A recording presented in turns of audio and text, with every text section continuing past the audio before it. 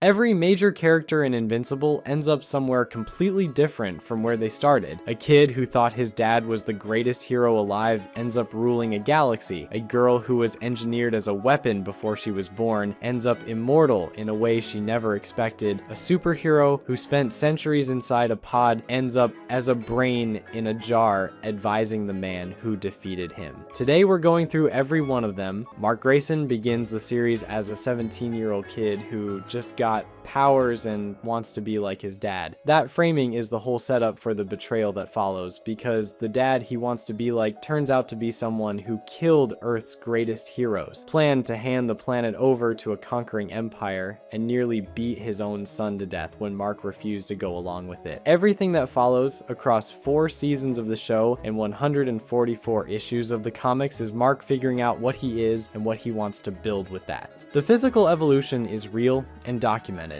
By the time Season 3 opens, the GDA's monitoring confirms that 90 days of combat had increased Mark's speed by 65%, his endurance by 70%, and his strength by 138%. That's the Viltrumite biology doing what it does, rebuilding stronger after every serious fight. Every near-death experience pushes the baseline higher. Mark surviving the Invincible War, surviving Conquest with no working arms, surviving the Viltrumite War, and the battles inside the dying star. Each one of those events is a biological upgrade on top of the last. The fight with Thrag that ends the comics is the payoff of all of it. Mark and Thrag end up fighting inside a star. The heat at that level breaks down the atomic bonds that give both of them their toughness. It strips the fight back to pure will and whatever biology has left to give after thousands of degrees of stellar plasma. Nolan dies in the battle before they reach that point, killed by Thrag in a fight that costs Thrag more than he wanted to give. Mark's first act as the new Viltrumite Emperor is killing the man who killed his father. He rips Thrag's throat out with his teeth. He kills the strongest Viltrumite who ever lived with his bare hands inside a collapsing star. Change the Viltrumites. Change them. That's all Nolan asked. Make them into what he told a young Mark they already were, protectors rather than conquerors, a force for good rather than terror. Not through force, through what Mark had already become. Mark says yes, and the comics show us that 500 years later, he delivered. The transition isn't clean or fast. His daughter Tara grows up questioning the Empire's authority, eventually aligning with a conservation order focused on preserving planetary ecosystems and pushing back against even Mark's version of Viltrumite governance. His son Marky, born out of Anissa's assault on Mark, grows up resentful of an absent father who was off building a better galaxy while Marky was on Earth without him. The conversation between Mark and Marky in the final issue, where Mark acknowledges he failed as a father while Marky finds his own path as Kid Invincible, is the kind of payoff a series that is really committed to consequences earns. 500 years in, the final image of the comics is Mark sitting with Eve thinking about a question Nolan asked him long ago. What will you have after 500 years? He looks at the galaxy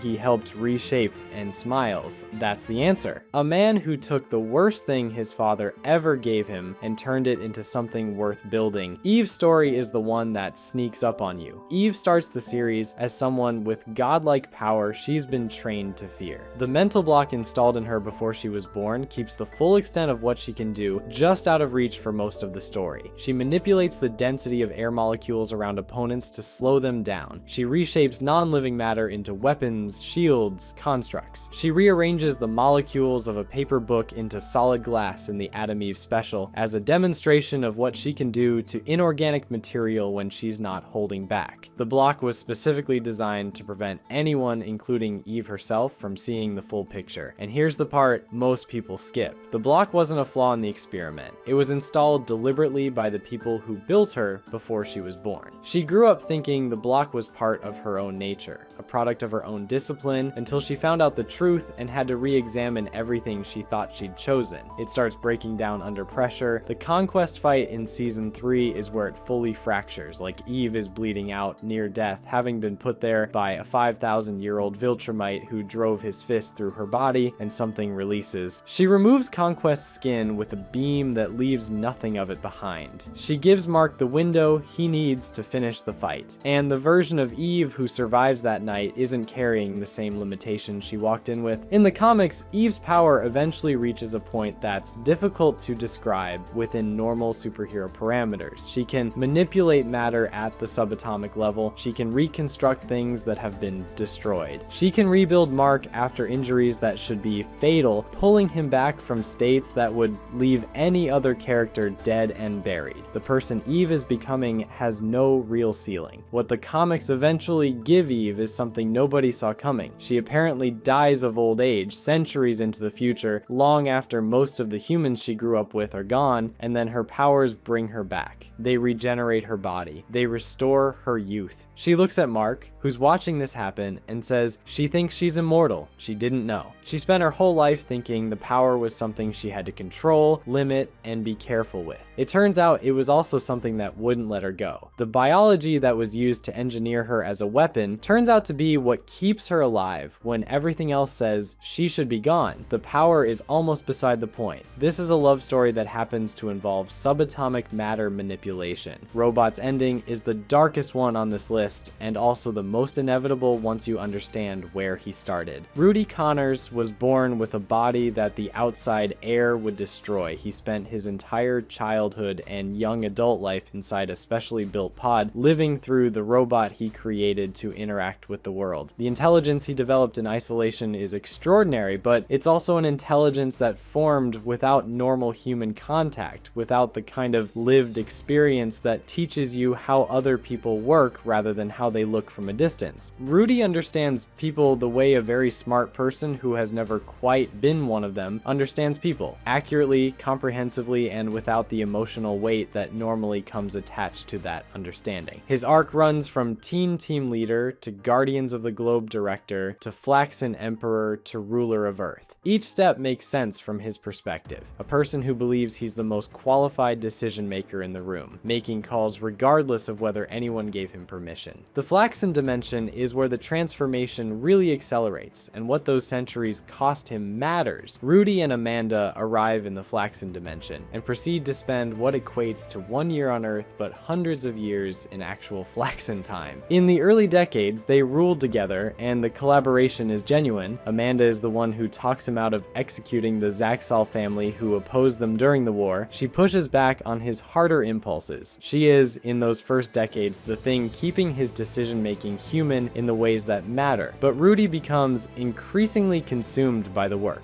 Running a civilization demands a certain kind of thinking, the kind that processes populations rather than individuals, that evaluates outcomes in aggregate rather than weighing the cost to specific people. Rudy is extraordinarily good at that kind of thinking, and he gets better at it with centuries of practice. He gets worse at the other kind. By the time they return to Earth, he and Amanda have drifted so far apart that their relationship exists mostly in name. He rebuilt the Flaxen world and lost the person alongside him in the process. By the time he returns to Earth, the version of Rudy who left and the version who comes back are not the same person. He sees Earth the way he saw the Flaxen dimension, a system in need of proper management, with too many inefficiencies caused by the wrong people being in charge. He kills Cecil, he kills Shapesmith, he rips Eve's leg off, he takes over the planet because he believes he's the most qualified person to run it, and he's confident enough in that to remove anyone who disagrees. In the traditional sense, Rudy isn't a villain. He's something stranger and harder to argue with. Mark defeats him. He destroys Rudy's body and reduces him to a brain in a jar, kept alive and used as an advisor to the immortal who takes over the GDA. That's the final form. Potentially the greatest tactical mind in the history of Earth, stripped of every tool that made him dangerous, contributing knowledge he can no longer weaponize in a container that echoes the pod he spent his childhood in. There's something sad about it, even knowing everything he did to get there. Alan the Alien's arc is the one nobody expected when he showed up in season 1 as the guy who kept flying to the wrong planet. Alan was specifically powerful enough to fight Viltrumites. His entire species, the Unipans, were nearly eradicated by the Viltrum Empire, and the survivors created a breeding program designed to produce someone strong enough to push back. Alan was the only successful result. he came out strong, but not strong enough, not by the margin that would matter. Thetis eventually shut the program down and gave Alan a different job as a champion evaluation officer for the Coalition of Planets. Then, the Viltrumites nearly killed him. 3 of them found him, and beat him to a state where Thetis had to pull him off life support just to test whether the near-death experience would trigger the same biological upgrade that Viltrumite reactive adaptation produces. It did. Alan woke up significantly stronger, broke the equipment around him by accident, and came out of that experience as a different caliber of fighter than he went in. The upgrade happened twice. The first near-death experience, where 3 Viltrumites beat him to the point where Thetis had to make a decision about whether to pull the life support, produced a version of Alan who could go toe-to-toe with Nolan. The second upgrade, following another brush with death later in the comics, produced a version of Alan that develops a rocky, hardened texture across his limbs as the visible marker of the biological change. By that point, he's at a level where he can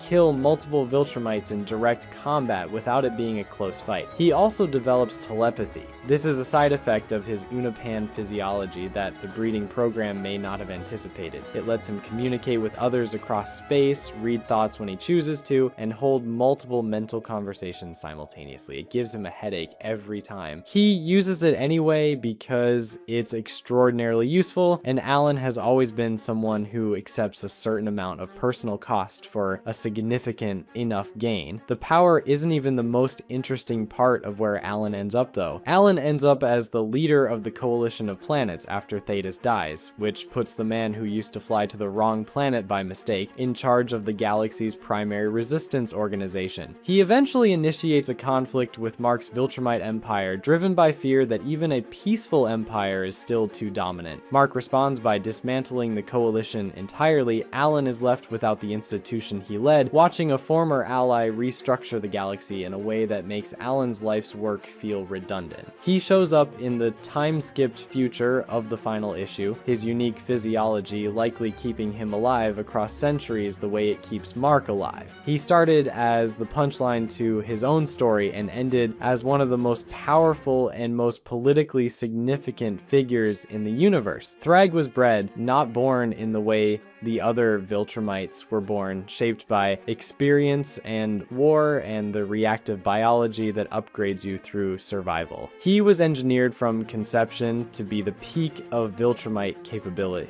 The Empire created him specifically to fill the gap left by Emperor Argal's assassination, to produce a being strong enough to hold the Empire together and lead it into it. His fight with Nolan during the Viltrumite War is what ends Nolan's life. Nolan, at that point, one of the most powerful Viltrumites alive and operating at a level significantly beyond where he was when the show began, can't win.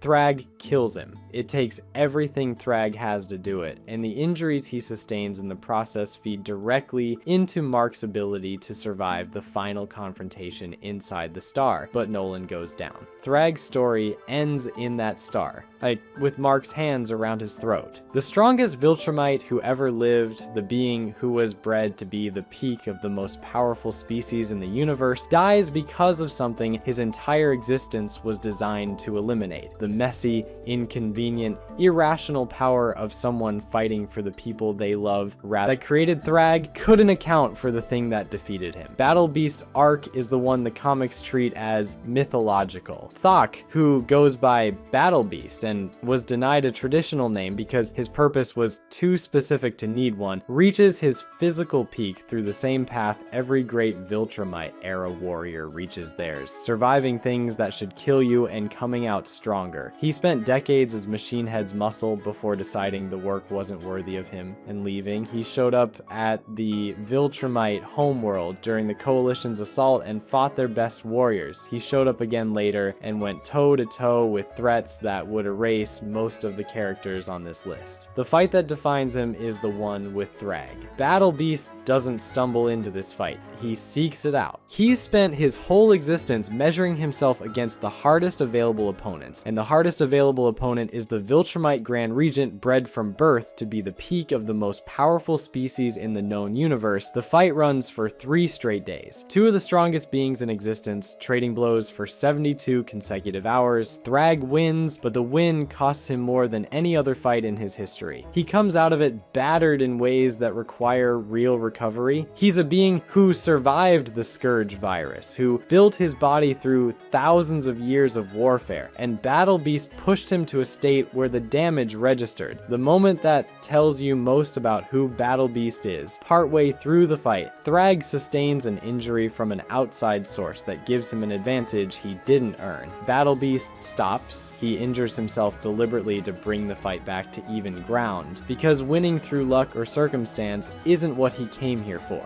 He came to find out whether he was good enough, and he was only going to get a true answer if the conditions were equal. He's not performing with honor. He's someone who searched his whole life for a worthy opponent and refuses to let anything corrupt the only fight that mattered. He dies in that fight. He also comes closer to beating Thrag than anyone else in the known universe had before Mark. Battle Beast's daughter shows up in the comics after his death, carrying his killer instinct and promising to either destroy the Viltrumites or die in the attempt. The legacy he leaves isn't just his own power, it's what he passed on. The Immortals ending is the simplest one and also, in a strange way, the most earned. He has been alive for thousands of years. He was alive before most of Earth's recorded history. He has watched empires rise and collapse, watched species develop and fade, watched the planet he protects change in ways that make almost everyone else's frame of reference look like a short story. He dies and comes back. Nolan kills him twice in the show, once in episode 1 and once on live television, and both times he returns. The strength and the flight matter, but the real power is that he keeps returning when everyone else would be finished. What he becomes isn't a transformation or an upgrade, it's the natural endpoint of a person who can't stop existing, shaped by millennia of watching what happens to people and institutions and civilizations that don't manage continuity well. By the comic's conclusion, Mark trusts the Immortal to lead the GDA after Robot's reign ends, and the trust is specific. The Immortal won't make the calculations Robot made. He's been around long enough to understand that the efficiency arguments for removing human choice always sound reasonable and always end the same way. He continues governing Earth into the 500-year future of the final issue. He was there at the beginning of the series when Nolan killed him in that room. He's there at the end, still at it, still showing up, a person who has outlasted everything else the story threw at him, doing the same work he's always done. Rexplodes is the hardest one to talk about because it lasts seconds. Rex came from nothing, a father who sold him to a government program for a suitcase of money while Rex was still a child. Years of being trained and used as a weapon by people who bought him and had no interest in who he was outside of what he could do. A life spent compensating for the weight of all that through bravado, deflection, and every defense mechanism a person builds when they learn early that nobody's coming for them. The Rex who cheats on Eve and antagonizes everyone around him in the early seasons isn't a bad person. He's a person who was taught from childhood that he was disposable and built his whole personality around making sure he wasn't the one who got hurt first. By season 3, something was shifting. He nearly died fighting the Lizard League and used the recovery time to stop and think about the damage he'd done. He backed Mark and Eve getting together without jealousy. He helped Shrinking Ray transition out of the GDA. He was, for what might have been the first time, becoming someone who let people matter to him without immediately preparing for them to leave. And then the Invincible War hit. Evil alternate Marks flooded in from across the multiverse. One of them came for Rex's team. Mortally wounded with everything else spent, Rex used the one thing he had that nobody else did. He charged his own skeleton. He turned himself into the bomb. What he produced was enough to take out a Viltrumite level threat that had survived everything else thrown at it. All that was left was a scorch mark on a wall. Rex was a person who spent his whole life being treated as disposable, choosing at the last second exactly what to spend himself on. Monster Girl ends up somewhere more hopeful, though the path there costs her more than the show has gotten to show yet. Amanda's curse, installed by a Romanian grandmother who caught her with the wrong boy in Europe, reverses her age every time she transforms and comes back. She was 29 and looked 12 when the series found her. Every time she became the monster and shifted back, she lost a piece of the life she was supposed to have. The cruelty of it is almost absurd. She didn't do anything that warranted this. She went on a school trip, fell for someone, and another person's anger became her permanent burden. The solution comes from Rudy, who builds her a device that stops the de-aging process. It's one of the real acts of care he produces in the early years of their relationship, before the centuries of ruling the Flaxan civilization erode the parts of him that knew how to care in that way. With the device working and the years in the Flaxan dimension behind her, Amanda ends up with something she never had: choice. She can choose when to transform and how long to stay there. She can lean into the monster rather than dreading what comes after. She's not 12 years old in an adult's mind trying to survive a world that can't see past the surface anymore. The woman who spent years shrinking inside her own power ends up fully in command of it. Then there are the evil Invincible variants. Angstrom Levy spent years collecting alternate versions of Mark from across the multiverse, recruiting the ones who had turned on humanity in their own timelines, and building an army of corrupted Invincibles to unleash on the main universe's Earth. These are people who started at the same point as Mark and ended up somewhere unrecognizable. Some of them have visual distinctions that became fan shorthand for telling them apart. Stripe Vincible, No Maskable, Light Blue, Invincible, each a version of the same person who made different choices or had different things done to them and arrived at a completely different destination. The combined force of 15 or more Viltrumite level beings is why the Invincible War kills as many people as it does. But what really matters about the variants is what they say about Mark's own arc. Every evil variant is a version of Mark who didn't have what the main timeline Mark had: the right relationships, the right losses, the right people showing up at the right moments. The show treats its main Mark with a degree of earned optimism, partly because we can see the alternatives. Rexplode killing one of those variants with himself is the show making a specific point. The human heart of the Guardians, the person everyone assumed was the least important on a team full of powerhouses, is the one who stops a Viltrumite level evil alternate hero by refusing to be stopped himself. Every single one of these people was given something that could have defined them permanently. Viltrumite blood, engineered matter manipulation, a body the air itself tries to destroy. None of that was the end of their story. It was just the starting point for the question of who they'd choose to be. Some chose well. Some got worn down until the better version of themselves stopped making the decisions. Some didn't get to choose at all. The moment chose for them. The show has been asking the same question from the beginning. Who do you choose to be after the worst thing happens to you? Every person on this list gave a different answer. Season 5 of Invincible hits in early 2027. Subscribe and be here when it does.